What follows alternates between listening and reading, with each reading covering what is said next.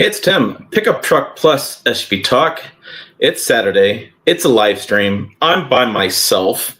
These are a variety of things that don't normally happen. I'm just kind of curious. I don't know how long ago this morning, but I was just curious what you guys are thinking out there and what you're seeing in the marketplace as far as vehicle purchasing decisions. I know for my immediate circle, we have a friend staying at the house right now who has decided to push off her purchase of a new vehicle due to the tariffs and uncertainty with stuff going on. They have cash in hand, but they're going to hold off. I had a friend just buy a new Range Rover a couple nights ago, and she went to the dealership and the entire dealership talked a lot about the ongoing tariffs and how that's going to impact their dealership. They've had many canceled orders over the tariffs. So that's a question as far as that goes, impacting that. And I've been seeing the views on YouTube have started dropping throughout many different channels based on people just aren't shopping for vehicles. So I'm curious out there. Are you guys still watching lots of YouTube content, of videos? Has that changed? Are you still shopping for vehicles? Has that changed? Are we still, buying what's on lots? I checked my salesman here in the local Chevrolet Combo Toyota dealership. He said they're still getting inventory. He's still doing all right, but they're not doing. People in dealership aren't doing as well as he's doing. Now, this guy is a pretty outgoing salesman. He shares on social media a lot of what's going on as far as what's the dealership and what he can buy. And he shares a lot of reach out to customers, and he's a really good salesman. So it doesn't surprise me he's doing well. So I don't know if it's people are concerned about tariffs, but people are just not shopping because at some point you're going to have to shop if a vehicle gets in an accident or gets hailed out or something. We just had a big hailstorm go through up north of here and hailed out a bunch of vehicles. So yeah, just kind of curious, and I thought, well, let's do a little shopping as well, make this a little interactive. Let me pull up my local Chevy and dealership. Let me pull up our local Ford dealership. I think it's Transwest. Yeah, and let's see. Let's do a little virtual shopping, shall we? What's available, and I'll try not to shake the camera too much. I'm working on this new idea of a new camera. Let's see what's available. 74? Excuse me, 74 new Ford vehicles for sale. Let's go F-150. Boom. And they have a couple XLTs, which makes sense for my area. We sell a lot of lower end trucks, base level trucks in the area, which is great. It's interesting when I see other people's channels. They'll talk about dealers are screwed up. Dealers made all the mistake. Nobody wants to buy these really high priced trucks. And you see in the comments like, I'm not spending $80,000 on a truck. I'm not spending $90,000 on a truck. And then you go to the dealership like Transwest here, right here in town. On the lot are these trucks that are going to be $50,000, $48,000. I mean, I don't think that's a bad price for an STX. The STX is that entry level off-roader kind of truck. It's got the off-road packaging to it for the entry level kind of off-roader. So XLT for 50, 52 for that. More XLTs, 53, 54. So I don't, and Transwest is offering some cash on the hood. Geez, $6,000 off for that. And that's got to be their employee pricing number. Pipeline tagging bonus. I love Ford's all these bonuses. Farm Bureau recognition, exclusive cash. You got the military, you got the college student. If you can get all these different cash stuff. Looks like APR financing went back down. It went up a little bit, then went back down. So 2.9%. That's really not that bad. So I'm going to guess this Transwest savings is going to be the employee pricing, which Ford's doing right now through June 2nd. And then more STXs, 54 XLTs. And then they say they have a Lariat in transit, a Tremor for call price, XLT. So I think a pretty good assortment of XLT and Lariat. Not much high end stuff. And that doesn't surprise me. We don't do a lot of King Ranches here or Platinums. We do a lot of XLTs, XLs, STXs, and that's what they've ordered. White, your white, white, your grays, your basic colors. What about over at the Ford? All right. What about the Chevrolet dealership? Why do I have Ram selected? I don't know. All right. Let's. They have a Malibu left. Chevrolet. It's a combination Chevrolet Toyota dealership. So they have the 2023 High Country for 55, 287. Is that my old one? No. Okay, I know my old one's been traded in a few times at dealership. I'm just checking. No, that's not my old one. My old one's pretty distinctive. Let me go back for a second. So there's that one. Let me see if I can do crew cab and extended cab, and let's do new. All conditions, pre-owned. Oh, this is all pre-owned inventory. New inventory search. Inventory, new trucks. There we go. So Silverado LT for 51,995. That's a crew cab, turbo max engine. That's a 2.7 liter. Yeah, 2.7 liter, four cylinder. Yeah, I don't think that's a bad price. New Tacoma, 52. That's kind of my issue with Tacoma. I just feel like that's way overpriced. 52 for Tacoma. You can buy full size Silverado for cheaper than that. I'm not buying it. Tacoma SR5, that's a better price. That's in transit. That's 43,193. In transit from the factory. I'll be curious to know whether that gets a tariff on top of that, because that truck's built in Mexico now exclusively, and there's transit from factory from Mexico. Toyota has come out and said they're going to cover all the supplier costs for the tariffs, but I'm going to wait and see. TRD Off-Road iForce Max for 57. That's too much money. SR5 Tundra vehicles in transit 59. That is made in San Antonio, so shouldn't have a whole lot of issues with that one. iForce Max 94, 68. iForce Max Limited 69. LTZ Silverado with the Duramax, greatest engine Chevy offers, in my opinion. 67 for that, so that's not bad. RST for 55. AT4 with the Duramax for 72. So this is where, I think people see this stuff and they go, see how overpriced it is, 72 for a Sierra 1500. And then they don't realize that this is an upgraded off-road trim with an upgraded engine. So there's more stuff going on here than just saying it's just a big truck now offers for 72. Because you can go up here to the LT we saw and get it for 55. So that's where a lot of pricing differences are. 65 for an SLT with Duramax, Tacoma Limited, another Tacoma Limited, another Tacoma, all in transit. Look at all these in transit. Wow. They're waiting for a bunch of stuff. Transit from the factory. So, yeah, they don't really have a whole lot. There's Colorado Trail Boss, a 49 Turbo Max engine. Liking that. There is the four-wheel drive Trail Boss for 52. Silverado LT for 48. 48,614. So under 50, you get an LT, which is the base trim of the Silverado. I think the base trim looks pretty good. Curious what the inside looks like. Yeah, it's got the bench seat, right? So it's a front row bench seats, small wheels. I've kind of wanted to take one of these trucks and like just modify it and see how far I can get to make it look that much better. I want to see what the screen is, because that's one thing you can't really mess with the screens too much. So that looks all the same as the other trucks are. There's that. Yeah, let's get the smaller screen. Digital display and the smaller screen. So not much you can do else with that. So that's going to be, you can't really modify the screens anymore.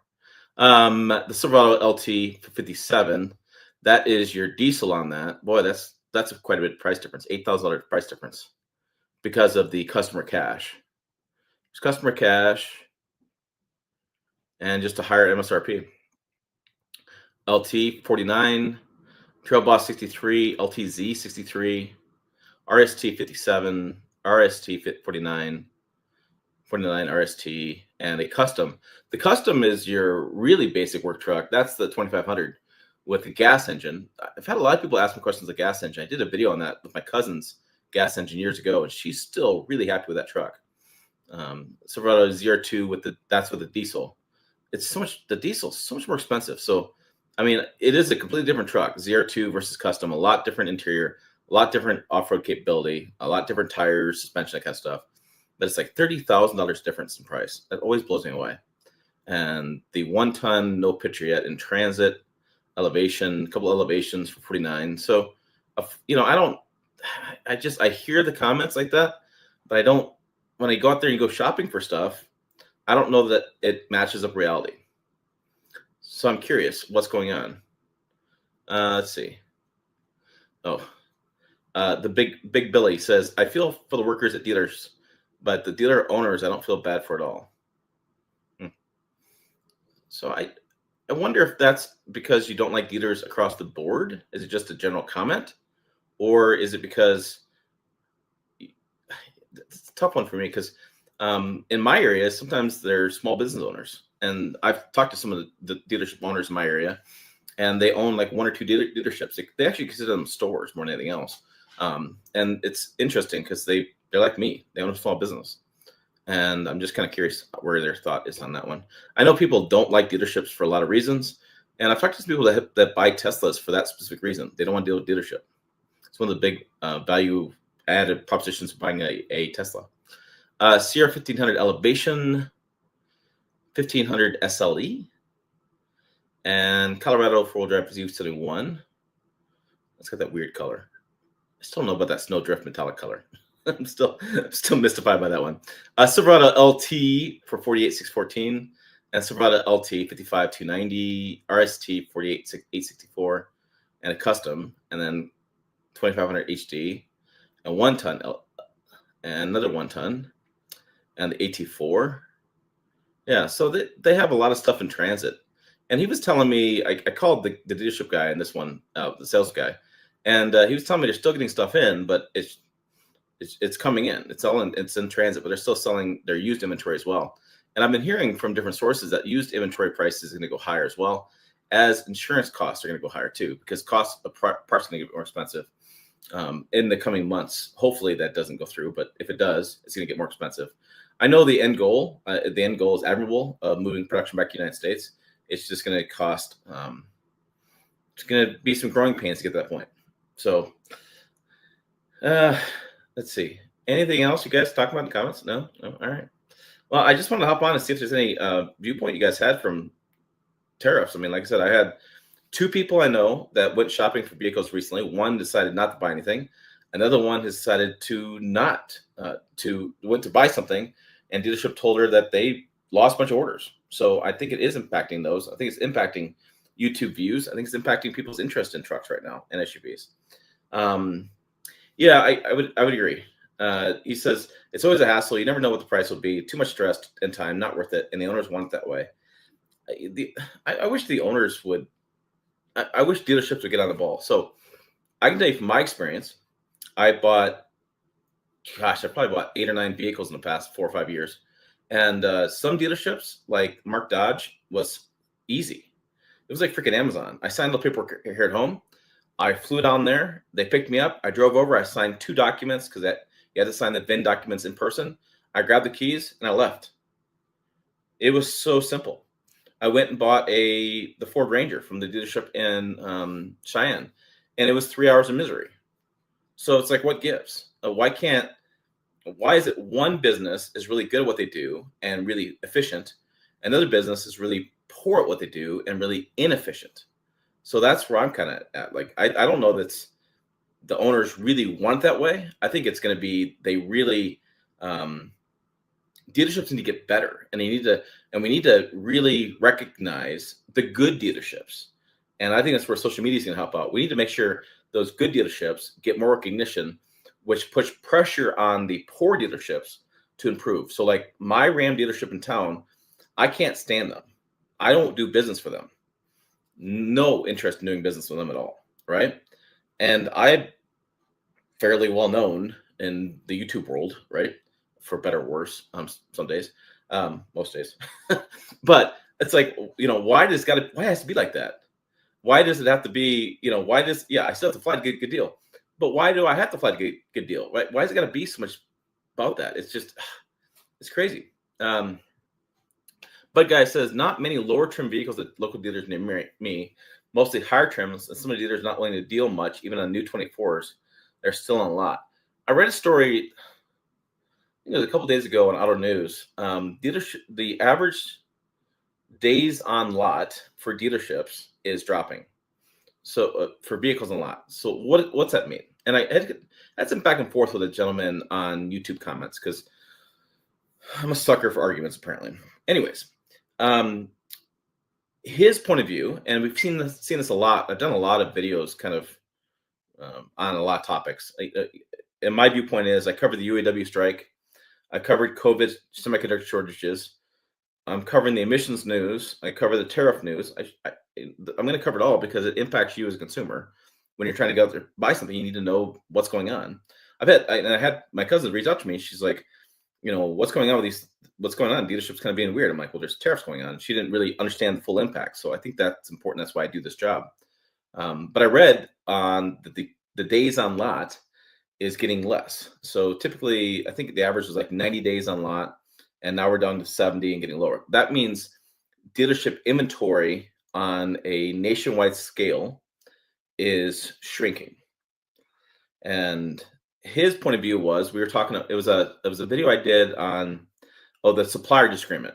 So two suppliers are arguing right now, Premax and Nextier. I think it's Premax. Anyways, Nextier is a Michigan-based supplier, and they get some tie rods from a South Korean supplier. And there's a disagreement over the raw material upcharges that they're facing right now that could be related to tariffs.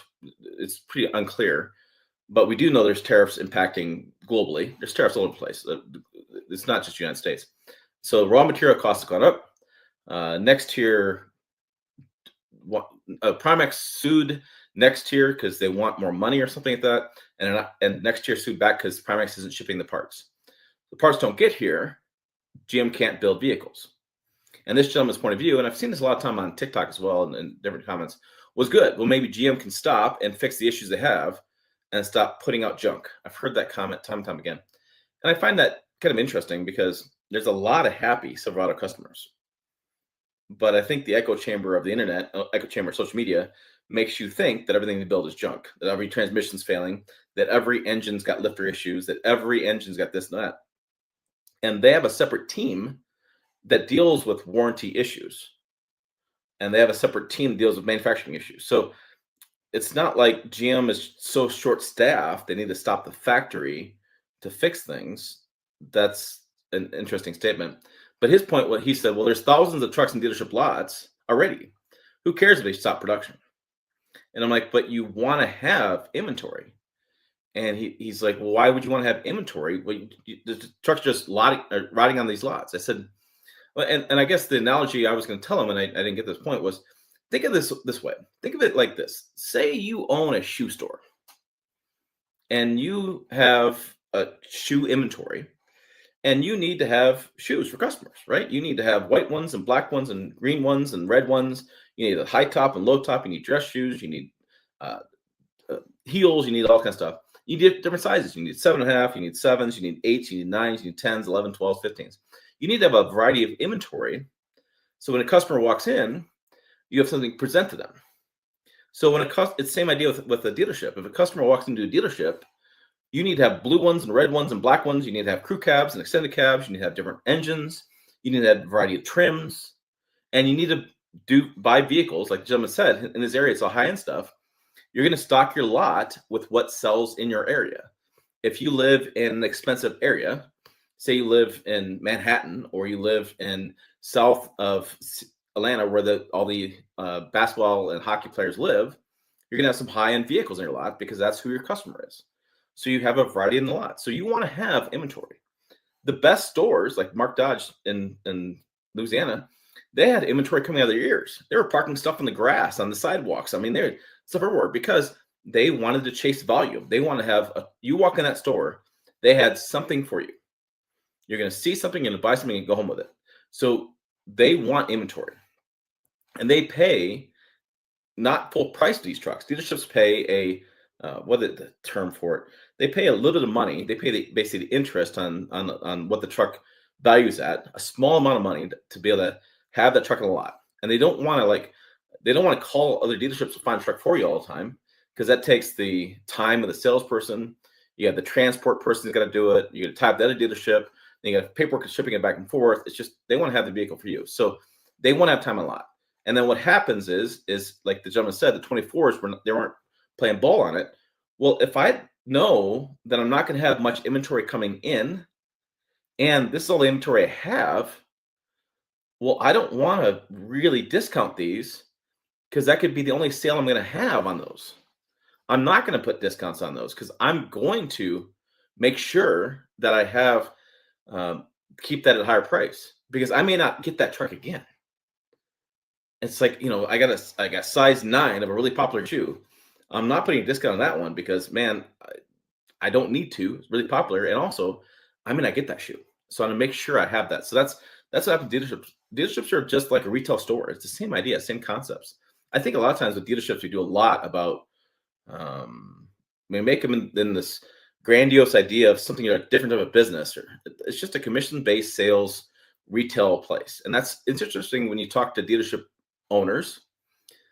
When I sit around groups and talk to owners, they talk about their dealerships not as a dealership. There's like, oh, I own that store and I sold that store, and this store did really well on the P&I, and that store did okay on the warranty work, but this store did really good on this guy. I had a really good salesman at this store. That's how they say that kind of stuff. So I think it's interesting we talk about that kind of stuff. All right, so I'm gonna go through some comments. This is really an interactive kind of live stream. He says, Josh Grimm says, ended up making a purchase about a month sooner than planned. Put a deposit on a new Tacoma last week. That's another. So I've heard that comment too. I had a guy reach out to me on Instagram. He wanted to buy a new Ram RHO. He was asking me a couple questions about it, and which is a great truck. I freaking love it. I have a video coming out. We did a long distance drive. I actually did a premium versus like 87, which is the low grade for here in Nebraska. It's like the regular. It's a good video. Unfortunately, I didn't realize we're going up 3,000 feet on the way back and a little bit in the wind, so the numbers are a little bit off. But I thought it was interesting. Actually, what's interesting was I need to get my wife to talk as well. She drove quite a bit too in that trip. How the truck felt different on the regular fuel versus the premium fuel. It just felt different. So he did the same thing. He ordered it earlier because he didn't. There's a lot of uncertainty on what the price is going to be in a couple months.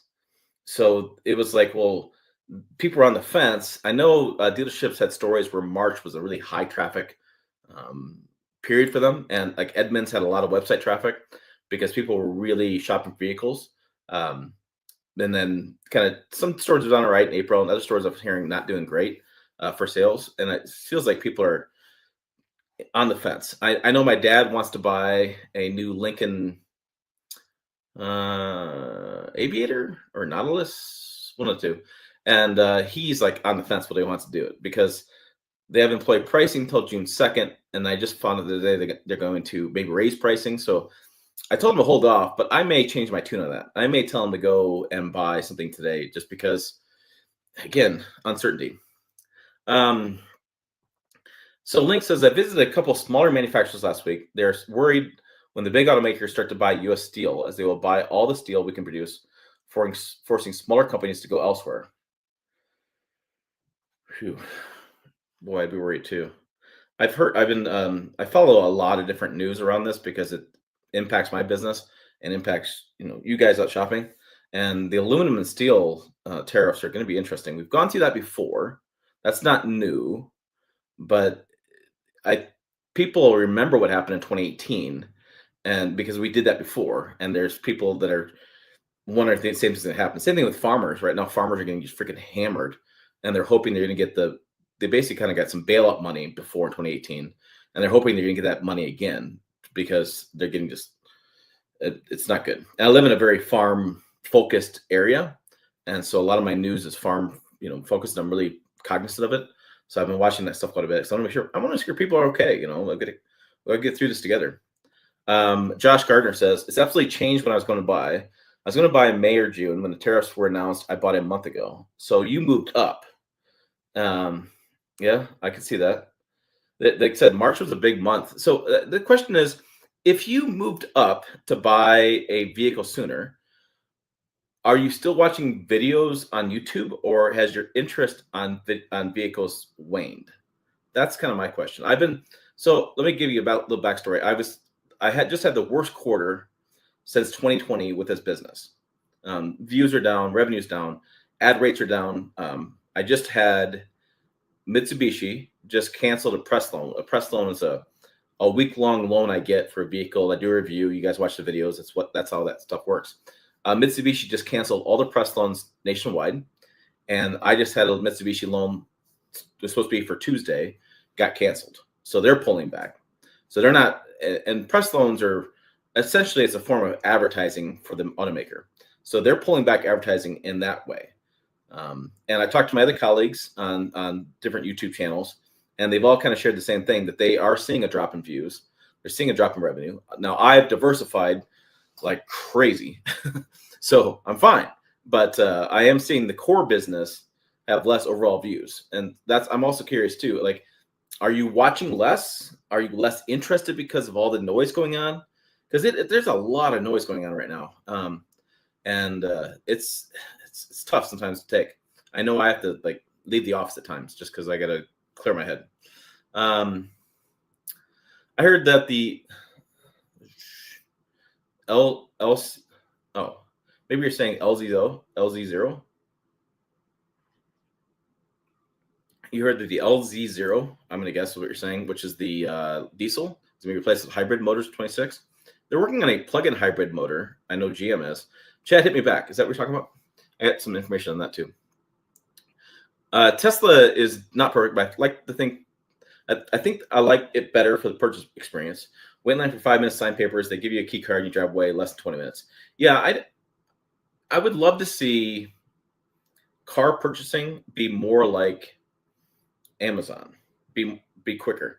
But I will tell you two things that I think we could also improve.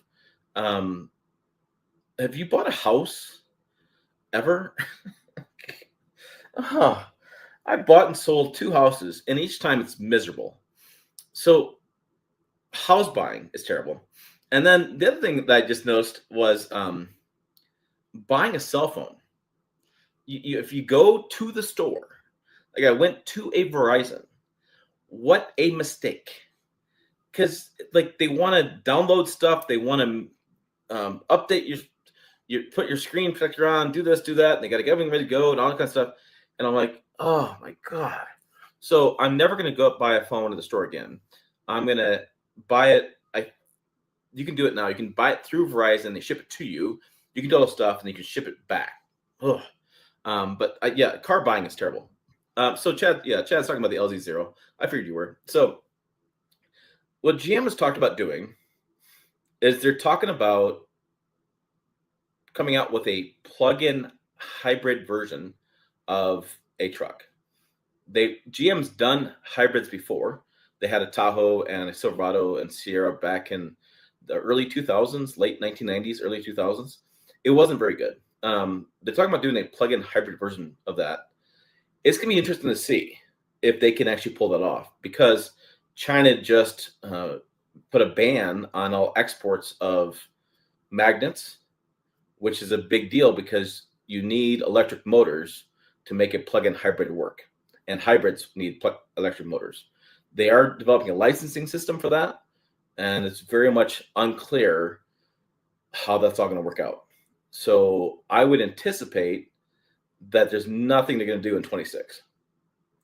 The Ford F-50 was supposed to be revealed this year. We now know it's been pushed back to next year. I thought GM could come out earlier this year and get a leg up on Ford. With the news of the electric motors going on, of issues with that, the concerns over batteries, graphite and lithium exports also are under concern from China, because they have the most minerals. It's just geology. They have the most minerals on the ground that they can get to quicker. I can see those could get pushed back. We do have some lithium finds here in Wyoming and different places. The challenge is getting to them and creating the production, creating the manufacturing to refine the lithium into products we can use in our cell phones and things, and the cost of getting to those materials. It may be cost prohibitive. So a lot more details working out with that. So there's no way, in my understanding of things, in the global politics of stuff, and the export ban and what's going on, that I could see GM doing that. It just doesn't make sense. It just doesn't make sense. So Josh says, I'm still watching videos. The content is more interesting to me than other TV shows. Yeah, I've been struggling with TV shows. I probably have changed the type of videos I watch to be less review type, if that makes sense. So since you bought, so you're watching less. Yeah, makes sense. You're watching less reviews. Um, yeah. Link says buying houses sucks. Did you buy before the housing crisis? I've heard it wasn't as bad then. No, I didn't buy. Buy. Yeah, no, I bought after the housing crisis. Yeah, I bought after the housing crisis, which it probably wasn't that bad back then, which probably caused the housing crisis. Okay. They were giving loans out for anybody. If you had a pulse, you had a loan. Um, 2 years ago, Aaron, interesting name, Aaron. I'm gonna go with Aaron. Aaron. 2 years ago, I was driving a 2002 Sonoma extended cab, long box two-wheel drive. I was looking for a Canyon two-wheel drive extended cab, long box. Then every GM truck was a crew cab with too much tech. It's going to be a problem. It's there are no more. Oh, is that a really double wrong weird sentence? There aren't any really basic trucks anymore. The market has changed. The customers overall have changed. Not saying that you're not a customer that doesn't have customer needs. I'm just saying that the people that were driving the buying decisions from customers wanted more tech on an overall majority, and the majority rules when it comes to consumer products. And so it's going to be hard to find that stuff. I get what you're saying. A lot of people don't like tech; they don't want it. I will tell you that you don't have to use it. So, like the Ram I have, it's got a lot of features. And the Ford Ranger we have has got a lot of features, and the Tundra I had before that, the Silverado I had before that. A lot of times, I don't use those features maybe more than once a month or once a quarter, maybe. Most times, it's more about just turning the radio on, or well, in my case, I don't do Sirius XM anymore. I do Amazon Music streaming, but you can just still do over the air radio. So you still have the basic needs are the same in the new trucks. It's you can still get to them. You don't have to use the tech. I think the tech is there if you want it, but you don't have to use it. I will tell you that I don't know that I could live without blind spot monitoring, uh, especially towing or highway driving on I-80 with semis and all stuff we have going on, the crazy traffic these days. I don't know that I could live without some of the cameras. Like I like the backup cameras because I've had some medical issues the last couple of years, and I don't. My neck doesn't turn as well as it should, so I'm not as easy to look at my look around me as I can, and so I can use my mirrors, but the rear cross traffic is my problem, right? So I'm backing out and rear cross traffic, and so I love the cameras for that, and I love with certain vehicles. I have a BMW right now that doesn't have, which is surprising. They have rear cross traffic alert. And the deal with that is when you back out of like a Walmart parking spot, I go to Walmart a lot. I got kids. They eat they eat a ton of food. But you back out of a Walmart parking spot, it'll alert you to oncoming traffic on either side. So if you get that bozo who's doing like 30 miles an hour through the parking lot, it'll alert you that he's coming. And so I can stop, give him the bird, and then back out when he's left, right? So um, I've gotten used to certain features. I actually like adaptive cruise control now. I didn't love it when it first came out. I've gotten used to it. It's gotten so much better when it first came out. It's been refined a lot. I think people that I talk to that don't like certain features haven't used them. It's like it's that thing where like if you use it one time and you don't like it, it's forever cemented in your brain that you hate it, even though there's improvements. So adaptive cruise control, it sets distance between you and the car in front of you, right? So like if you set cruise control and it comes up to a car, and it'll keep the distance between you and that car, right? Then you switch lanes, it'll go back up to speed. A lot of people didn't like it because for two reasons. First of all, you're cruising along, all of a sudden you have cruise control set to 75, and you're cruising along and you basically zone out for a little bit. You're listening to podcasts or radio, whatever. Look down, you're doing 65. And you don't know for how long, you don't know what you weren't paying attention. Now you're mad at the system. Well, honestly, it was on you. So you switch lanes. And then when you switch lanes, it takes a little bit to catch up, right? Well, that little bit catching up wasn't about the problem with the engine, wasn't about problem transmission, whatever. It was a problem with the computers. the computers that they used in their first editions of these adaptive cruise control in those first vehicles weren't fast enough. The processing speed of those computers weren't fast enough. So now when they've redone these vehicles, they've done all brand new launches and they're completely, a new generation comes out. They've added a lot more computers and processing and speeds in those computers. So when you do change lanes, it's more of a gradual, it's more of an immediate get up to speed. It's not like a stomp on the gas, like flooring it, but it feels more natural to what you would do. So they've improved those systems, but if you try it once on something that was built 10 years ago, you didn't like it because it took too long to get up to speed, you don't realize how much it's changed since then and how much things are different.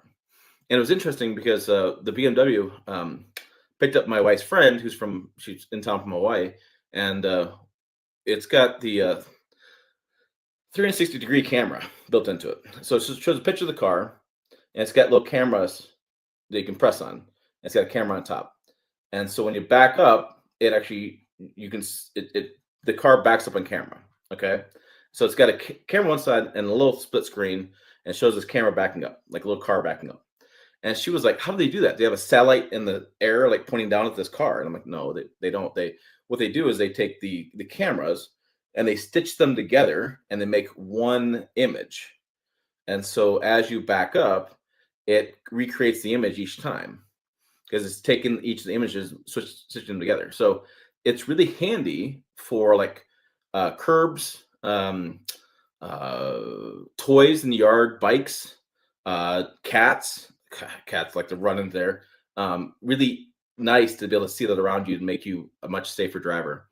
And then they have pedestrian stuff, kid safety stuff, so that we're not hitting kids. It's funny, you don't hear those stories as much as you used to, where a kid got hit by a car or whatever, because of the advanced technology we have. All right, so Aaron says, let me get a drink. I didn't want a GM truck after 2016 because in 2017 they added cylinder deactivation. Heard about problems with direct injection and cylinder deactivation, and I prefer less tech. Okay, I wonder about that stuff too. So, and I hear those comments, and I'll be honest with you. Again, I've seen customers go 100,000, 200,000, 300,000 miles without any problems at all. And now there is not a truck on the market that's a V8 without cylinder deactivation in the light duty realm. Let me think about that one more time. So the 5.0 liter V8 from Ford has cylinder deactivation. Ram has had it even longer than GM had it, I think. No, GM came out with it first, and Ram came right after. And then the 2016, 17.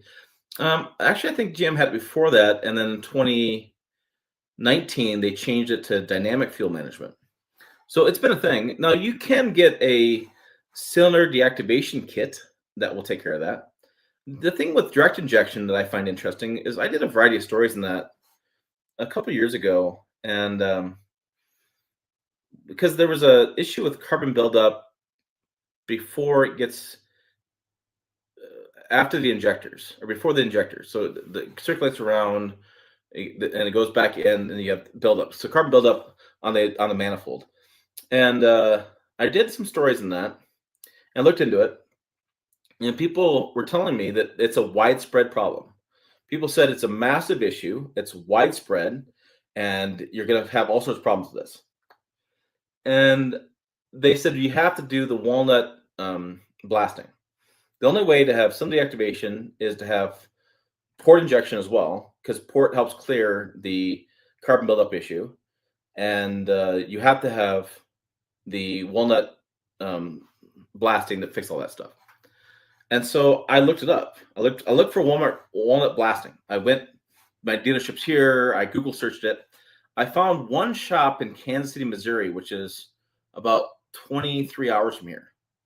And the gentleman I was talking to on the comments was really mad at me. Like he was thinking I was being some sort of conspiracy theorist. And I was trying to piss him off. I'm like, no, dude, no. You say it's a widespread issue. And he goes, yeah. He says, every street corner should have a shop that offers walnut blasting or walnut. There's another word to that. Walnut blasting, walnut shell blasting to fix stone deactivation because it's a massive issue with the carbon buildup.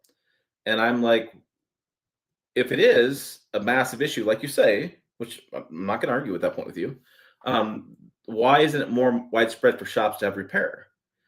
And he was, I don't know, he never commented back, but I'm like, if it is a massive issue, then I don't understand where we're at with this. Now, there is the new 2.7 in, is it 2.7? The new Colorado engine, I'm said differently, and the GMC Canyon engine does only has direct injection, doesn't have port injection.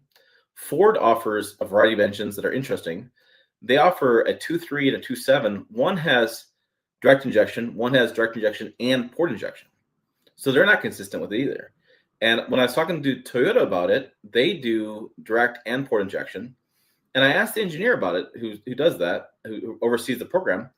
And I said, so you do direct and port because of carb buildup? And he goes, yeah, we don't think about it that much. We don't really advertise that, but I guess it does help.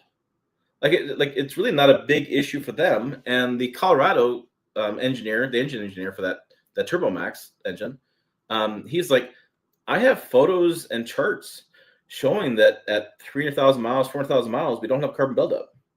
And what they had said to me, and people still hate when I say this, they said to me that it's because they were able to increase the gas injection and to atomize the burn better, so you don't have any sort of leftover in the exhaust gases. You don't have any residual like oil or gas in the exhaust gases that's going to go around and build up in the carbon buildup, because they're able to burn it all up better. That's how they said they fixed it. They said they only really do port injection to make it for idling purposes. Direct injection is much more efficient, and it provides a much smoother driving experience. But the port injection idles better. So it's just interesting. So it's like I go and I talk to you guys, and I hear about these really big problems, and I go talk to engineers, and they're like, yeah, I guess it helps. So it's just interesting to disconnect, and and then I go talk to mechanics, and I know several of them, and I'll get 10 different stories, because mechanics all have different opinions, and it all comes down to what they worked on. Really, just all what they worked on. All right, Josh, is it tech push because manufacturers think making them subscription based is an untapped revenue stream? Have you noticed in my area some new GMC vehicles have 3 years of serious in the price? Yeah. There's a untapped revenue stream. The GM system, the SOS button, what do they call that? OnStar. GM's OnStar is a multi-billion-dollar business now. Yeah, but the thing is, you don't have to do it. You don't have to subscribe to that stuff. You can, like my phone. I don't need OnStar. I have my phone, so I think that stuff's going to go away. Generationally, it will be changed.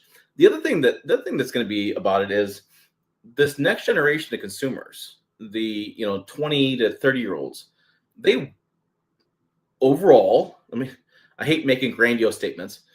That generation has grown up with tech. Most, not all, I know there's people going to argue with this. Most want technology. They want things. I go on these Facebook groups, and they're all buying these plugins to change the center screen to allow them to watch movies. And I'm like, that's really unsafe. But I was in a Rivian. I had a Rivian for a week, or for a couple of days. I had a problem. There's an issue with it. They take it back. It's just a random issue.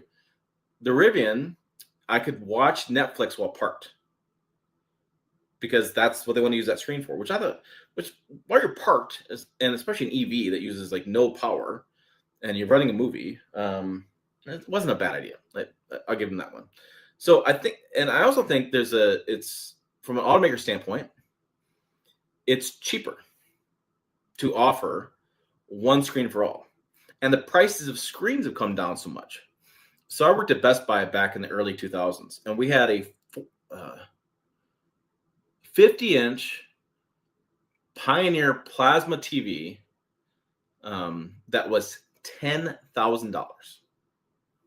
People would come in and stare at this thing, and it was on the wall mounted, right? And we sold the rear projection TVs a lot. The D what are they were, and now you can go to Walmart and buy a 50-inch TV for $400, right? So the screens by themselves have come down so much in price, and if you can just put them throughout every vehicle, it makes manufacturing cheaper.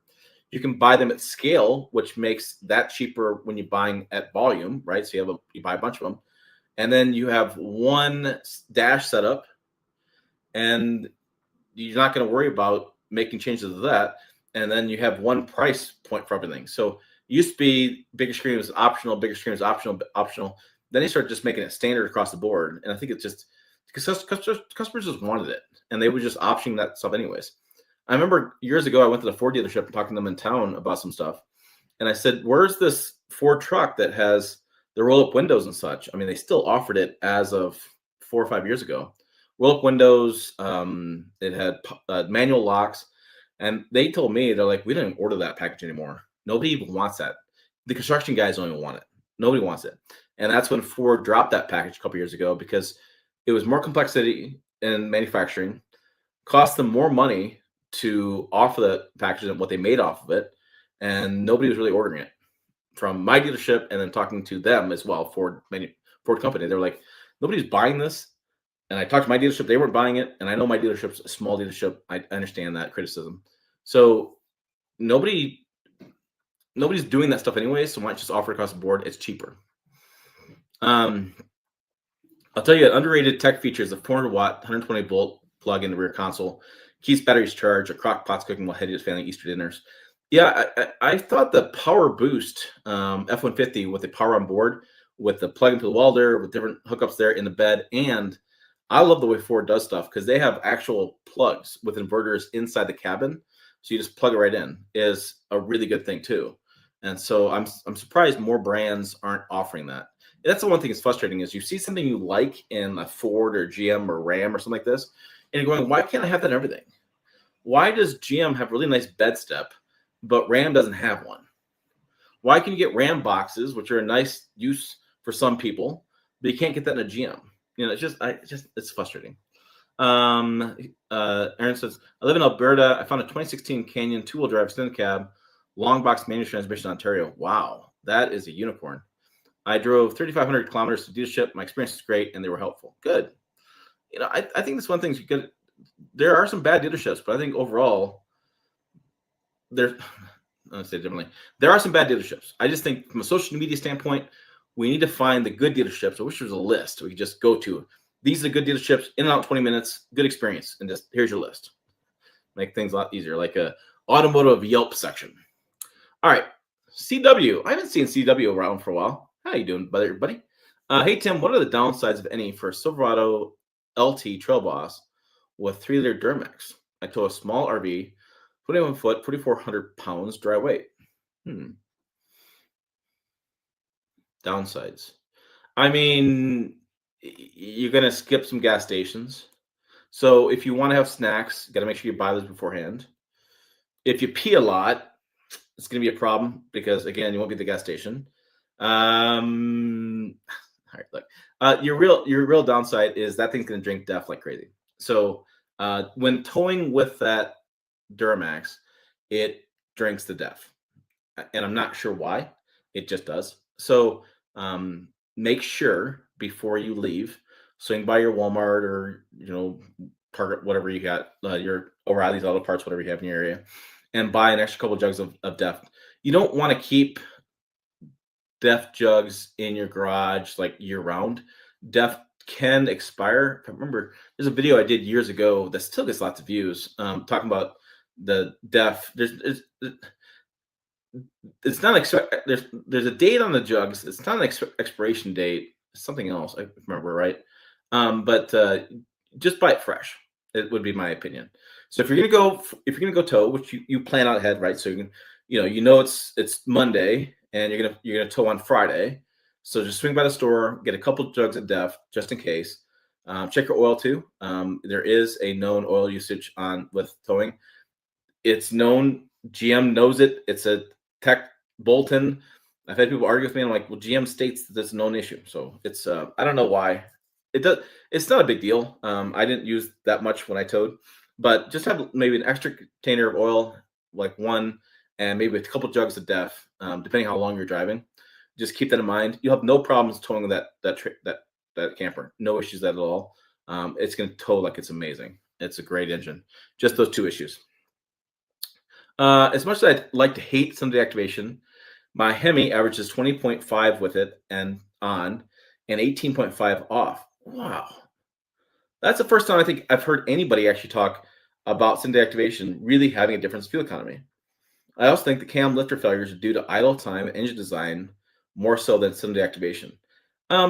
Yeah, what's interesting with the Hemi is they're talking about bringing it back, and everybody's really excited, and I appreciate the love of a V8 Rumble. No argument there. My 62's got this really amazing exhaust note. I love that thing. It also pisses the neighbors off. My neighbor 4 houses down tells me he knows when I turn my truck on or start my truck up. But what I find fascinating about it is that when the Hemi comes back, it's still going to have it still has a Hemi tick issue at times. I don't think they ever really resolved exactly what it was because it's so random. It's such a random issue.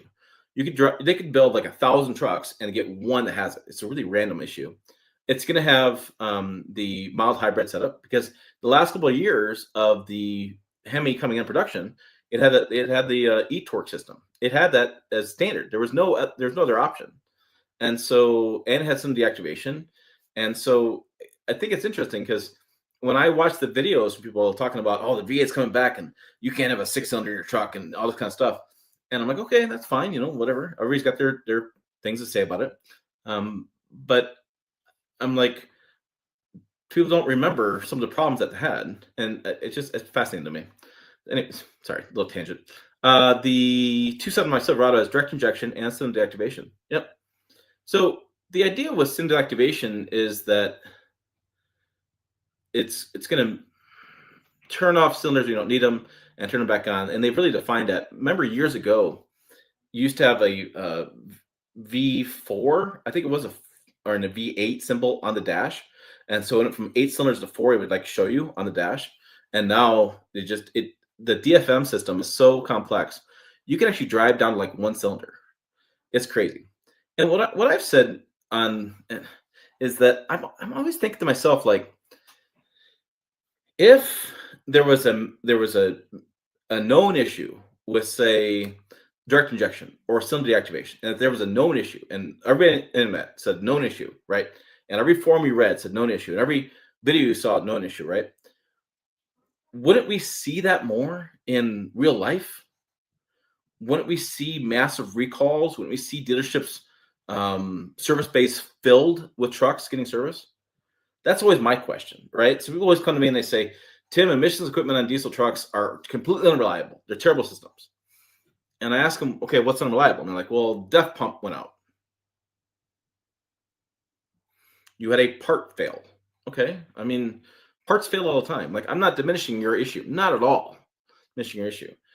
A part failed. Okay. So you got a part replaced. Yeah. Are there more parts on diesel with emissions? Yeah, absolutely. Completely agree with you. But saying that the entire system is unreliable is a little weird to me. And then if they're known to be completely unreliable, then the dealership lots would be filled with these trucks under repair. I think we'd see that in real life, and I don't feel like we do.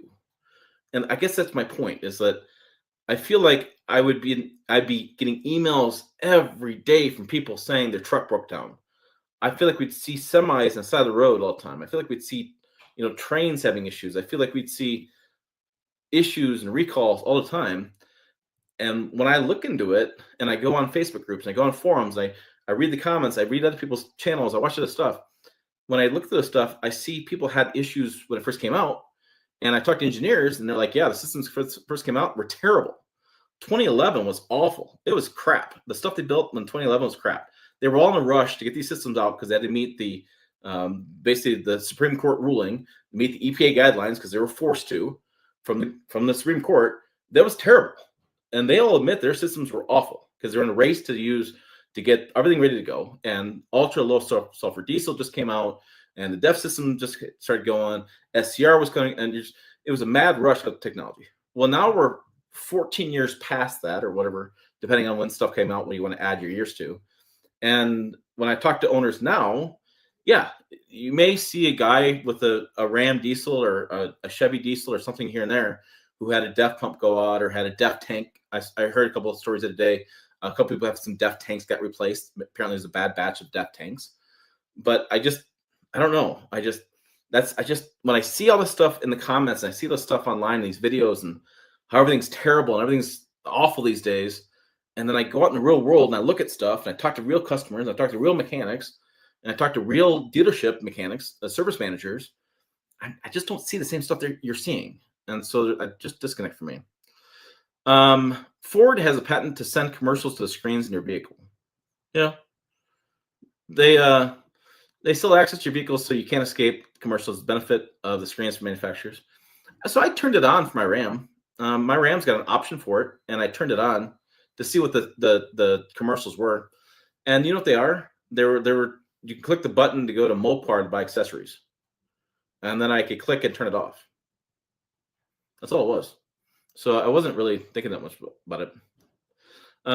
Link says, I'm not sold on the direct injection engines, though. I think they are updating the oil standards again, which should help. They did. GF7 now is new oil standard. I got an email last week about that with some back and forth discussing it, and it's backwards compatibility. So I need to write that story up. But yeah, there's a new oil standard because everything's always evolving, and oil technology has gotten really interesting. And there's a lot of really interesting YouTubers up on oil as well. I've been watching over the years, and I've been fact checking some of their stuff, and I don't know. I think they fact check my stuff too, so it's interesting. It's good. It's good. We're all getting smarter, and I'm getting better criticism and more refined, and we're getting better channels.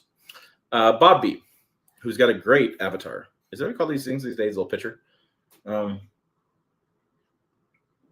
I've been waiting for used prices of 3/4 and 1-ton trucks to become reasonable again. The shortages caused by the COVID years have yet to work itself out. I don't know if they're going to go down anytime soon. I'm hearing used truck prices are going higher because exactly right. I have no idea how much tariffs will affect the HT truck market. Probably some, but not much as other vehicles. It'll be interesting to see. I got an email from IC Cars. We feature their stuff sometimes on this channel.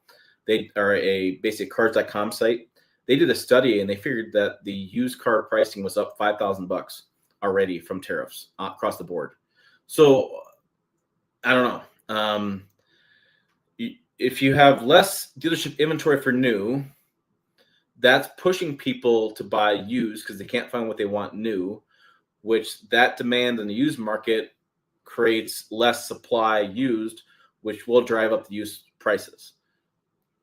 HD is a specially kind of truck, so it'll be interesting to see how that works out. It's going to be, I don't know. I have just a lot of concerns. J-Ray. No change in my purchase. Ordered back in November. Just received my build. I was more concerned I was going to be told, oh, by the way, it's going to cost X more than originally thought. I think that's going to be an interesting thing when these orders come in. Are they going to get a charge on them? Because you ordered it before the tariff, but did it get imported before the tariff? Depending where the truck was built. I had a guy on Facebook, was interesting. He was going to order a new Silverado, and he wanted to see if he couldn't figure out how to order it through the dealership to make sure it came from an American factory. So basically, he wanted to order a Silverado, make sure it came from Fort Wayne, Indiana, not from Canada or in Mexico. And I thought it was interesting. The feedback was there's not a way to do that. And I think my understanding of it is that Fort Wayne builds the crew cab and usually higher trim levels. I don't know. I don't think there'll be any exchanges via tariffs for a few months. All those parts sitting in warehouses ahead of waiting production. The scheduling is at least a month or two ahead of production. Yeah, I know automakers like GM and Ford and Ram. They actually rented a bunch of um, what do you say, warehouses. They rented a bunch of warehouses and they were stashing engines and transmissions and stashing stuff in. So a lot of automakers do just in time manufacturing. If you go to any plant, it's just in time. They have these parts carts that they fill up and they put next to the worker, and the worker grabs it, installs the parts for that truck, and they bring more parts to them. So they're constantly going through parts. They're constantly getting deliveries of parts. And so my concern is going to be the supplier battle with GM, with the supplier, Korean supplier, and the Michigan-based supplier. How does that get resolved? And do those tie rods come in? If they don't come in, what happens? The magnets issue with China. If those magnets aren't being shipped, when they run out of magnets, those plant employees can be laid off. Taxpayer dollars can be wasted. The sales tax in that and revenue from those plants in those communities are going to have a problem. I know we tend to think of automakers as multi-billion-dollar companies and they can afford it. That's great, but what happens, like for my town? What happens in my town when the dealership staff gets cut in half? When they lay off some of the service bay guys because they can't get replacement parts working on a vehicle? When the sales of the dealership go down, which means the tax revenue from buying dealership vehicles goes down, which means my taxes or my property taxes have to go up to make for the difference, because it's all works together. I have a lot of golf buddies who are retirees, and we're 2,000, well, we've probably like 2,000 miles from Detroit, something like that. So it's like a world away for these guys. And what I've said to them is, we're going to be impacted by the automotive industry. It's 5% of the GDP of the country. So when they're not going to ship vehicles over, or things aren't going to be imported, what's going to impact my local community? Because it's not going to be just the major company having the issue. It's going to be everybody else, and then it's going to be the suppliers going to have the problems. I think GM and Ford and Stellantis and Toyota and Honda, they'll be fine. That they have enough cash reserve. But when suppliers have problems, because they don't have enough, suppliers don't have a lot of margin, and when they're not going to produce parts, and automakers can't build out the parts. Now we have this domino effect. And if you remember during COVID, suppliers went basically out of business. So we have less suppliers overall, right? So less suppliers means you don't have a lot of variety of suppliers to choose from. We saw the independent transport companies that transport the cars, a lot of those shut down. We saw the trains move from transporting cars to transporting freight. And that took a while to come back to transporting cars because they schedule things out for a long period of time. And so we saw it took a long period of time to get vehicles shipped again. It took a long period of time to get the supply chain get worked out. Remember one guy, somebody was short on parts for something. Ford was short on something like that. And he emailed me all pissed off. He's like, "It's been 3 years since COVID. Don't give me this BS about the supply chain ever again. It's ridiculous. I should be able to get this part." And I'm like, no, it's not how supply chain works. Like, you have a disruption in supply chain and something shuts down. You're talking about restarting an entire production line, hiring people, training, getting the raw resources into place, and then you get the products built. You do quality testing, then you start shipping them, and then you have the ship wait times. Then you have the next person on the line next supplier's got to get things going. It's a whole trickle down effect. And that's my big concern is I don't think the tariffs, here we are, April 19th, we're talking about them because I'm seeing some dealerships have some conversations about lots getting lower, and people are talking about how it's impacted their buying purchases decisions on this live stream. I'm worried about June. I'm worried about July, because what's happening today will have an effect in a couple months is what I'm seeing. And we're seeing it already with some brands. So I don't know if you guys have caught the news, but what's it? VW and Audi are adding tariffs to all their vehicles being imported. Jaguar is not importing vehicles anymore to the United States. They stopped all imports. Mitsubishi has canceled all press loans. There's a story I read this morning about a guy at a like O'Reilly's or something like that. He's changing prices daily on parts and things in his parts shop, which is one thing I forecasted, I don't know, a month or two ago, was that people are thinking it's just the new cars. My concern is going to be the O'Reilly, the AutoZones, the Napas are all going to see price increases. He was talking about he was buying belts, he was buying batteries and things, disposable items that he's going to go through just to keep a hoard of these things because he's seeing price increases already, which that was pretty interesting. I don't remember. It was like a mom and pop auto parts store, I think it was. So he's seeing change in prices already. Car insurance may go up as well. Toyota said they're going to cover all the supplier costs. There was some. Oh, Canada added a tariff on American-built vehicles going into Canada, a reverse tariff. I thought it was kind of interesting. Polestar pulled out of China. Ford has decided not to export vehicles to China, and they are currently still importing. Like I think a couple of Lincolns get built in China and shipped over here, and they're still going to do that for a period of time because they don't have more capacity. Nissan has decided to end all exports of the Rogue from Japan, and they're going to try to get a facility, max up one of the facilities in the United States, if they can find the labor to get that plant up to speed. They canceled a couple of Infinity vehicles in Mexico being built and orders. So basically, those vehicles are essentially dead because they weren't very sales items anyways, but they don't want to import them because of the tariffs. They feel like they're non-competitive. So, I mean, we're already seeing some effects. And I talked earlier, we saw Ford got pushed back. GM has supplier issues. The Ram Charger is really on our mind lately, especially with the magnet issue happening and the graphite and the lithium ion concerns in China. The Ram Charger really has my concern about whether that's going to be launched or not. The Ram Rev is already being pushed back. I was looking to see, and I didn't get an answer to this. I'm going to look deeper on this. I was looking to see if the Hemi with the e-torque uses any sort of magnet. I don't believe it does. I don't think it has any sort of regenerative braking. So the Ford Power Boost does. So the Ford Power Boost could be impacted by the news from China. So yeah, those are all things I'm kind of following. So that's why I'm a little tired because there's a lot going on. All right. Aaron, I still watch vehicle reviews because I'm a gearhead and don't care about sports. There's not much good on sports lately, anyways. Sorry, I haven't really watched sports much lately either. If the tariffs affect buying parts for my Canyon, then we consider Japanese or Korean truck like the Tasman.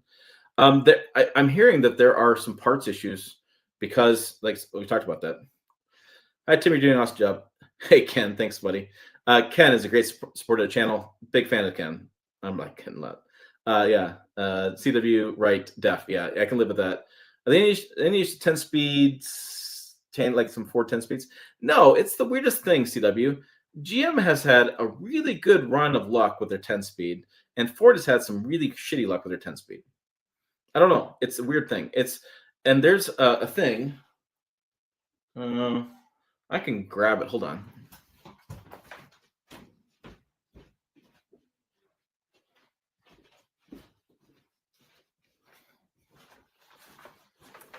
It's this. I bought this thing. It's a BB Fly Pro OBD2. It's a plugs your OBD2 port. It's got software and it's supposed to turn off the adaptive learning transmission on the Ford 10-speed, which should help the shifting issues from 5-4-3-2 on downshifting and upshifting. My issue is it works on a Windows laptop only. There is a workaround on an Apple, and I was going to mess around with that the day, and I don't have the capacity to do it at the moment. And I don't own a Windows laptop, and I tried to use my sister-in-law's really old Windows laptop, and it just took forever, and I was in the sun, I was boiling hot. So I want to turn it off, and I own it. I just need to find, or maybe I'll just go on eBay and buy a cheap Windows laptop and do it. But I had it all installed and I connected to it, and it never pulled up the screen to press the button. So apparently that's the fix for Ford. Is this guy? It's it's a software. So what I'm going to say more clearly is Ford's issue is a software related shifting algorithm that seems like it's causing most of the problems for consumers. Not all, most of the problems. And if I get an Apple laptop, I can install it. I've asked my friends, they can't see it. Yeah. Ken says, I have a 2023 Chevy RST with 3-liter Duramax. I love fuel mileage, is awesome. But not hesitate to buy it again. My salesman in town, who's my neighbor down the street, who I talk to all the time, he owns one. He owns one as well, and LTZ he leases to the dealership Duramax, and he says the same thing. And I'm like, I think I single handedly sold GM like a dozen of those trucks, maybe 100 of those trucks. It's interesting. It's a great engine. It's fantastic. It's so smooth. And if you don't, like I said, if you don't tow and you just drive it around, it's fantastic. When you start towing, you have DEF and maybe a little oil issue with, but besides that, it's fantastic. Absolutely fantastic. It's phenomenal to me that you can get 30 miles per gallon. I got 30 miles per gallon in a half-ton truck, and yet you have to go. We can't have diesel anywhere else in Ram or Ford. They can't make that work. Like, what the hell? Why can't Ford and Ram buy that 3-liter Duramax, tear it down, copy it, make their own tweak to it, make it their own thing, right? And offer a really good fuel mileage truck, better than the turbocharged EcoBoost and better than the small displacement four-cylinder. Can't talk this morning. But offer that one that's got great horsepower, great torque, great low-end torque, great fuel economy, and offer it for those customers who want to have a Ford and Ram. Just do that. Why can't Toyota, of all people, build that? And I remember talking to one of the chief engineers with Toyota about that Duramax, and he said to me, I'm really surprised at your comments because that Duramax is just too small. I'm like, you're not thinking about this right. It's not a towing diesel. It's a fuel economy diesel. And I remember I towards the end of owning that truck, I got so mad at some of the YouTube comments because I was like, just understand, hear me. It's a fuel economy diesel, not a towing diesel. And once you get that through your head, we're so programmed that when you say diesel in a truck, you think loud, smelly, noisy towing. No, there's no. You can have a quiet, smooth, no smell, good fuel economy in a diesel. And it just sucks.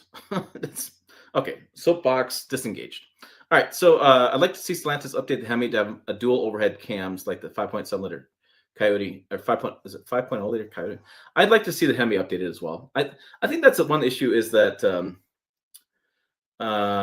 they need to improve the Hemi. They're just bringing it back. And my understanding from reading the stories that have leaked out so far is they're really just bringing the old Hemi back, which I think is a mistake.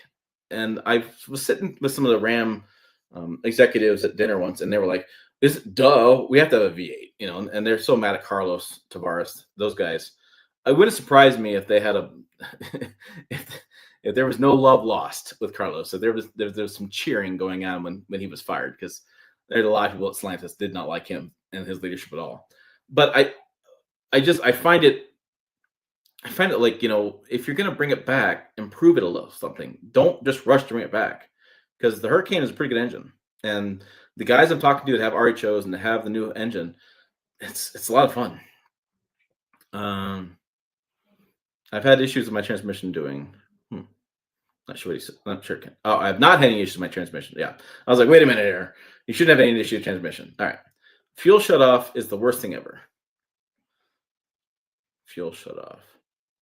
Cylinder deactivation. They're at the shop all the time. Is that you're talking cylinder deactivation? I have a 2025 Suburban with 5.3. I always drive it in L9 to defeat DFM. The lesser fuel economy is negligible. I have heard that as well. I've heard you can manually shift it to the ninth gear. Cat went out of business because of EPA. I've heard that as well. I've heard there's a lot of people have issues. Last I heard is Stellantis has redesigned the Hemi to try to get rid of that Hemi tick. I'd like so they wouldn't. Ram wouldn't talk to me about the Hemi after they launched the Hurricane because I was thinking to myself, I thought, here's the deal. Here's my mind works. So automakers don't like talk about known problems with current products because they're always working on these problems and they're and in their mind they're fixing them, but they can't admit that there was a problem because it's legal. So if GM said, "Yeah, we have a we're our deactivation is sucking oil, right, and causing oil issues," they could be liable in court for billions of dollars. So they can't admit those problems. They can't say that. So I thought, well, you know what? Let me go around this different way. I said, okay, so you discontinue the Hemi and the half tons. I thought, hey, would you guys just tell me, did you ever narrow down what the issue was? Not that there was an issue, wasn't an issue. Can you just say if there was an issue? And they wouldn't say that. And I was like, okay, can you confirm or deny? Nope. I was like, damn it. So I mean, I actually and I talked to a different brand about this, and they said that when they when there's a class action lawsuit that is in place. So, for example, Ford's got a class action law. Well, what am I saying? I get an email every day from a class action lawsuit website, and there's probably 40 class action lawsuits every day. So everybody's being class action lawsuits. Um, so when they have depositions, they take these employees in PR, engineering, marketing, the call girl at the front desk. They take them all in and they spend 8 to 10 hours asking questions every which way and down. That's what the corporate lawyers do at these brands. And when I was talking to them about this, that they all looked at me like they're like, those are awful. Those depositions are the worst thing ever. And they were sincere. So they can't talk about those things because of the legal issues. But I thought maybe if they discontinued it, they might be able to talk about it. But no, I couldn't get around that. Um, mm, yeah, the issue with Aaron's talking about the manufacturer perspective. Carbon buildup may not be a big issue. For customers that's only afford one vehicle, the risk of expensive injury repairs is scary. I think the issue that I've come across and what I've kind of figured out is it's not that vehicles are breaking down more often, and because trust me, my 62 when it first came out, they in the owner's manual would tell you how to adjust the valves and tell you to work in the engine, replace the heads. It was a very common thing to do. Grind the flywheel, all sorts of stuff.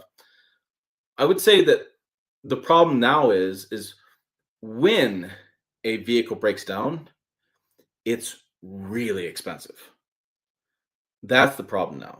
Is that it's prohibitively so expensive. Like you go to a dealership now with a sensor problem, $500. You go to a dealership now and you're like, it doesn't sound like it's running right, $300, right? You go to dealership now and the engine's got a problem, 10 grand. My friend has a Ram heavy duty. It was 14 no $12,000 new transmission. You know, those used to be, I think, a lot less expensive comparatively, but now it's a lot more money to replace, and things have gotten a lot more expensive. I spent 20 some $1,000s on my 62 for an engine and transmission and a variety of other parts, just to have that done. So that's the scary part, and I agree. It's I feel like vehicles on a whole, statistically across the board, the entire fleet, all that kind of stuff. I feel like they got a little more expensive. They got more reliable, but you can't work on them yourself, and they're really expensive when they break down. That's what I feel like it's happening. Although there is that repair manual place that I have. I don't know if you guys have seen that one. That's a really cool manual. Isn't GM having a lot of issues with the valve body and the 10-speed transmissions? They have a recall on the valve body for 10 speeds. The issue isn't the valve. The issue is really they can't get the parts. So they have a bad batch of parts, and the problem is they can't get the parts. And it happens all the time. If you follow automotive, you'll see it happens on a consistent basis where you have a bad batch of parts, and if they had those parts in stock, you'd see customers go to dealership, get it replaced, no big deal, right? Not a big issue. But since they can't get the parts, now you have a bigger issue, and that sucks. It's a crap deal for everybody. Engineers hate it. Oh, that pisses them off when you can't get your truck running right. Manufacturers hate it. Customers hate it. Dealerships hate it. Mechanics hate it. Everybody hates it. It's a crap deal. They can't get the parts. This happens all the time. Takata, when Takata had the big airbag recall because those guys were throwing shards of glass, whatever, in those airbags, every automaker had to do recalls in batches because there's only 2 suppliers of airbags in the world, and Takata was the big one. So they had to have Takata build new ones, and they could only build so many per day, and there was millions of vehicles needing recalled. And so there were some brands that were telling their customers, don't drive your vehicle because it could kill you, literally, and they couldn't get the parts. And that happens all the time. It's one of the dangerous parts about buying a brand new vehicle of first generation or of engine change, whatever. It's not always about issues you're going to have with that. Like, you shouldn't buy the first one, you got to work the bugs out. Well, I've seen, like they point out, this tends to be with the valve body. That's been out for a while. It's just an issue that cropped up. It doesn't matter first year, second year, whatever. The issue that you run into with like a new thing is availability of parts, because they only have enough parts to build the first vehicles. They don't have parts, replacement parts ready to go. We had this issue with a wheel. They were into Press Fleet, which is there's a fleets in Denver where they keep these vehicles that I get to review. There was like a BMW or something, like Audi or something like this, that had a really new wheels, really a sharp looking wheel. And somebody had curbed the wheel. They went over the curb and they had scratched the wheel up pretty bad. And so Audi and whoever it was, they didn't want people to have this as a press loan with a damaged wheel. It didn't look good. And you can't do video. Like, I can't do my job on that because it shows up on camera, right? You can't show it that way, right? And so with the wheel being damaged that way, they really can't do anything about it. Here's the deal. The wheel and the wheel manufacturer was like over in Europe, and they were going through bankruptcy. So it took them like 8 months to get a wheel to put on this vehicle, and it sat in the warehouse all that time. And the fleet manager in Denver is pissed. His warehouse is like the size of like a 12-car garage. That's the warehouse. It's not like it's a big Walmart building. So he has this thing in the corner. He can't move. He can't transport. He's got to keep moving around, shifting around for new vehicles coming in, and he's sitting there taking up space. And he can't do anything with it. He's not making any money on this because he makes money by delivering vehicles to me and other journalists in the area, and he can't do that because he can't move this vehicle. So that's what happens. Same thing happened with Tundra. When the Tundra came out and there was a wastegate issue where the wastegate was staying open longer and was causing problems with turbo, and the turbo was going bad. They didn't have enough. They didn't have any wastegate actuators. I think it was what part was. They didn't have enough of these. They didn't have enough parts built to replace these. So guys would have a brand new truck and it'd be a month in the shop and it'd be sitting there. Well, the mechanic can't do anything about it. The dealership's going, crap, we have this thing sitting on a lot that we're now responsible for, that we don't want to be responsible for. We don't want it on our lot. We want you to take it home, but now we got to work around it and we can't get the part. So I think that's the bigger issue is, yeah, they had a bad batch of faulty parts. It's not a design issue. They've had valve bodies for years. They've used the same stuff for years. It's not a new thing. It's like when the TFL broke the Tacoma on the front axle issue they had. People were like, well, that's the new Tacoma for you. It's got new parts on it, and that's a bad problem, and that's why you never buy the first year. That part on that Tacoma didn't change with that model. That part had been in existence for like a decade and had been used worldwide. So it wasn't a known issue with that Tacoma. It wasn't a known issue with that part. It was just a part failed. And then they had to get the new part. And it took a while to get the new part in place. So a new vehicle, a brand new vehicle isn't all new parts. It's new sheet metal. Well, a lot of times in the industry, they just say, oh, that's new sheet metal one. Because most cases, it's just new design and new interior. the engines carry over, or the transmissions carry over. But the other part of that too is that vehicles are constantly evolving. My dad used to work at GM in the engineering kind of area, and he used to do model year changeovers. And he had an 1-inch binder to be like this full of every year changes from 2013, 2014, 2014, 2015, 2015, 2016. Because suppliers go in and out of business. New engineers come in and they want to redesign a part. Because if an engineer can redesign a part and save the company a penny times 400,000 trucks they built that year, he gets promotion. So they're always trying to find a part. Things change. They learn things. For example, the Tundra in 2019 and 2020 lost transmission cooler. Why? Well, they are out doing testing on it and they realized they didn't need it because the new synthetic transmission fluid can run at a higher temperature, and they didn't have any need for their specs to have transmission coolers. They took it off and they got rid of it. Now it caused a stink because on the sales sticker, the Monroney sticker, the label we put on vehicles, it said transmission cooler. Marketing hadn't gotten involved yet, taken off the sticker. So there's a disconnect there, and that caused a stink. If they had taken off the sticker, people would have been less pissed off about it, but they felt like they were being lied to by Toyota because it's still on sticker. So that's what I say all the time is vehicles are constantly evolving. Like my Ram RHO. Guys, it's a TRX. It's the same sheet metal. It's got a different sticker. It's got some different badging in it.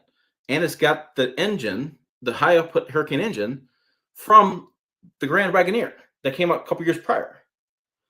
So there's not much in that truck that I look at that truck and say, this is all new. To me, I look at it and go, okay, that's from the Grand Wagoneer. That's from the TRX. That's a new sticker, which stickers are cheap. That's a new Rhino. I got my VIN badge. It's cool as hell. It's a great truck. It's fun. A lot of fun. Yeah, I mean, it's not like it's different. So if I have a problem with that part of that truck, I'm not going to say it's brand new. It's known, it's a design flaw or whatever. I'm just saying they don't part. All right, I rambled on way too much. Very interesting. No, suffer. Yeah, suffer.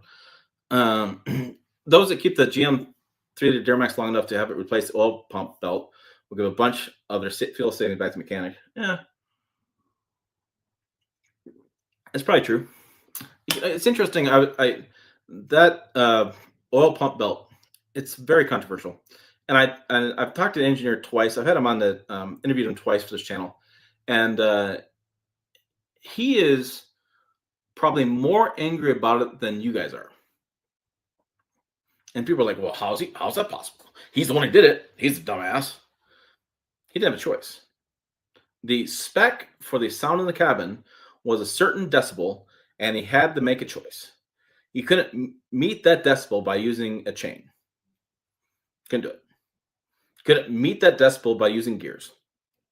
Couldn't do it. He had to use something that was quieter. Belts are quieter. And he's like, yeah, it sucks. You have to replace it. He did tell me it's now 200,000 miles LZ0. And he's like, really, we've seen him go longer than that without a problem in their internal testing. My attitude towards it, frankly, is I think it's going to be the used truck buyer's issue. I think the new truck buyer who bought it, he may never get that done because so if you drive 15,000 miles a year, you can get 10 years before you have that work done on the LM2. You're looking at 12, 13 years on the LZ0. Most people either at that point drive less and they have a new truck or they have traded off at that point. So I think a majority of the new buyers probably won't even have that truck anymore. And it'll be the used truck buyer who has that come up.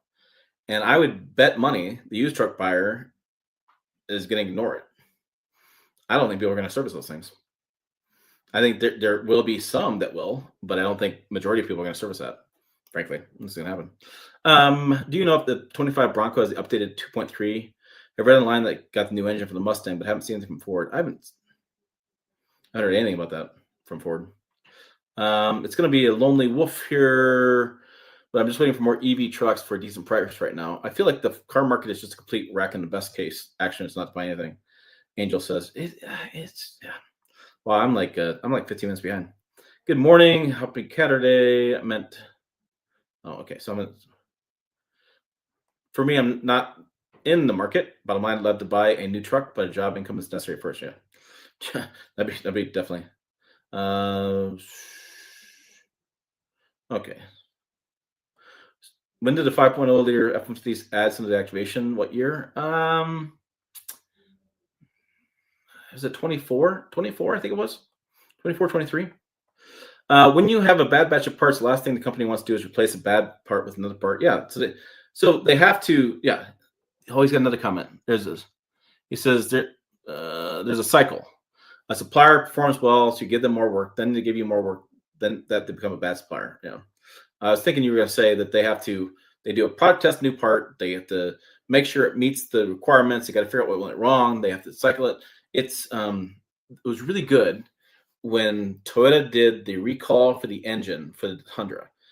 I published on the website. There's a whole like story. It took them almost 2 years to validate and validate and check and validate and check and validate, and it really goes through. It's like a murder mystery novel. It really goes through exactly how they found everything, and it really explains why it takes so long. Um, I have looked at. Oh, you looked at replacing an oil pump. It's very fun. I have certified master mechanic. I do it myself. Oh, yeah. Interesting to see how that works. Oh, that was last. I guess I did catch up. All right, last comment. Then I'm gonna go to something else for today. Let you guys go. Trying to decide between the Ram Bighorn Level 2 Hurricane SO or the Tundra Limited non-hybrid. I've owned them both. I mean, I own a Ram currently. I had the Tundra before. I had the Tundra non-hybrid. I had the what did I buy? Limited. I think it was limited. I think I had that same truck. I think about that a little bit. Is it step up? It wasn't SR5 because SR5 didn't have the heated steering wheel, which sucks. The heated steering wheel in Tundra sucks. Oh, I don't. I get a Tundra. I get a Tundra this Tuesday. So there, Brandon, you might want to hang out for a day or two. I get a Tundra this Tuesday. It's not. It's the Tundra Rally Edition, and I'm going to compare it to the Ram RHO because I'm going. It's not the same truck, but at least I can show the interiors. I can show some, performance. I'm a sucker for inline six engines. I will say that directly. They are so smooth and powerful. That's why I love the Duramax. That's why I really like the Hurricane. I love inline sixes. They're just really a well done engine. So, yeah. And sorry, I saw your comment down below. So, Brandon comment just immediately right after that. I test drove both, and Ram is so smooth. It is so smooth. I don't know that I'm able. I don't know about you, and I'm assuming it's 9:30. You post that message. I'm sure you're still listening. I don't know about you, but I have a really hard time articulating on camera how smooth it is. I can't.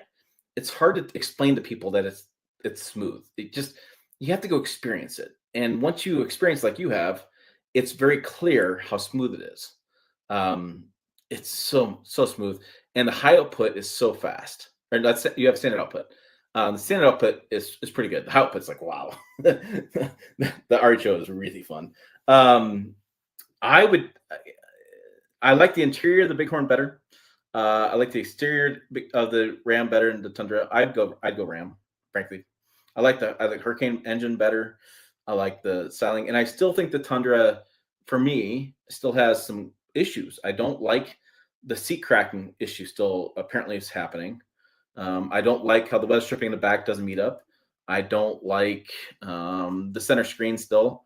But when I get the Tundra Tuesday, those are immediate things I'm look at because it's that stuff still from having owned one and not having those issues addressed still bothers the crap out of me. I still think that the Tundra's got to be redone for 2026. I feel like they're working on it. I don't know how tariffs are going to be impacting all that kind of stuff, pushing a new vehicle launches back, but I feel like those issues need to be addressed. The Tacoma basically fixed all the issues they had with the prior generation. So I feel like they're in a really good place right now, engineering wise, to address those issues. I think that the new Tundra was a step forward, which they had to do. I mean, they had to. That the 5.7 V8 was a great engine, fantastic engine, but comparatively to the um, competition in the marketplace, they had to do something. The fuel economy was terrible. It just they were falling behind, and the interior was getting lackluster, so they had to step forward. There's a lot of criticisms right now with Toyota that they went too far in stepping forward, and because they took too much of a leap forward, that's created a lot of the issues, which I can see that. I can see the argument, but they were really falling behind, and it was really clear they had to do something. So, yeah, smooth as butter for that Ram. So I think that they did a big step forward with it. I feel like there's some misses, but I feel like that's fairly typical for Toyota. I think Toyota does a lot of things really well, but I feel like when they really do a full redesign, there's several misses. But I think what they do well is they take their time and then they address those criticisms.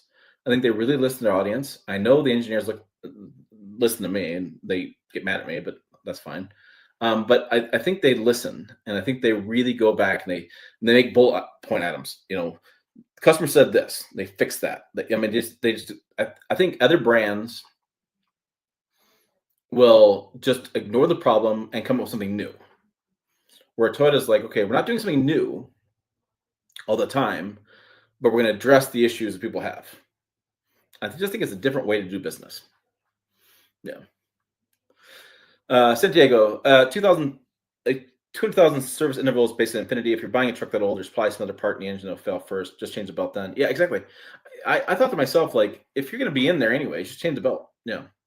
All right. Yeah. The Big Billy and the V6s.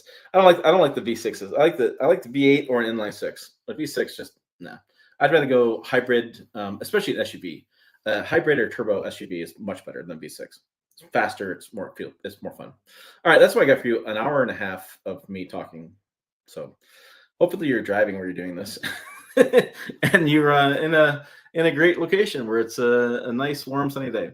I'm gonna enjoy the rest of my Saturday. As always, thanks for watching. I will see you down the road.